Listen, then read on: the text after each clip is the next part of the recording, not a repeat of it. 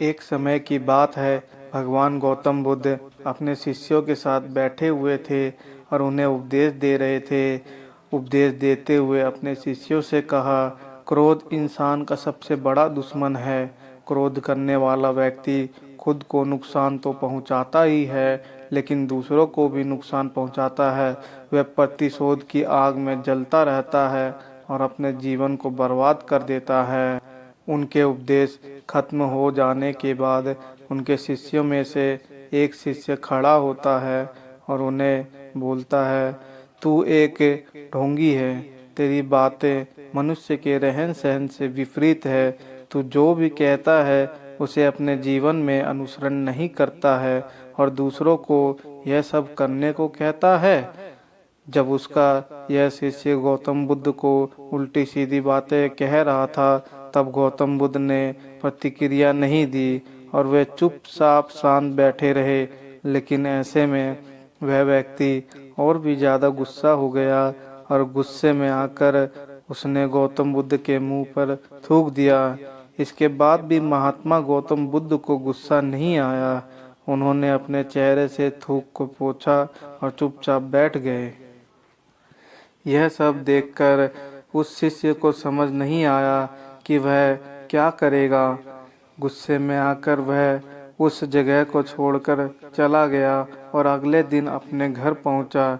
जैसे ही उसका गुस्सा शांत हुआ, उसे एहसास हुआ कि उसने कितनी बड़ी गलती की है, उससे पाप हुआ है। वह खुद को मन ही मन कहने लगा, यह मैंने क्या कर दिया? मैंने महात्मा बुद्ध का अपमान किया। ऐसा पाप मैं कैसे कर सकता हूँ? मैंने बहुत बड़ी गलती की है। मुझे जाकर उनसे माफ़ी मांगनी होगी। यह कहकर वह तुरंत ही गौतम बुद्ध के पास चला गया, लेकिन गौतम बुद्ध उस स्थान पर नहीं थे। ऐसे में वह शिष्य जगह जगह भटक कर उन्हें खोजने लगे। जैसे ही उसे महात्मा बुद्ध मिले तो वह उनके पैरों में गिर गया और उनसे कहने लगा, मुझसे गलती हो गई। मैंने आपका अपमान किया है। मैंने यह बहुत बड़ा पाप किया है। यह सब देखकर गौतम बुद्ध ने उससे कहा, शांत हो जाओ, क्या बात है? मुझे बताओ, तुम कौन हो? गौतम बुद्ध के यह पूछने पर शिष्य चौंक गया। वह सोचने लगा कि महात्मा बुद्ध मुझे कैसे भूल सकते हैं? मैंने तो उनका अपमान किया था।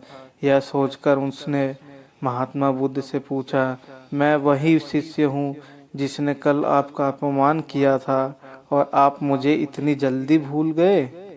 तब महात्मा बुद्ध कहते हैं, हमें कल की बातों को कल ही छोड़ देना चाहिए।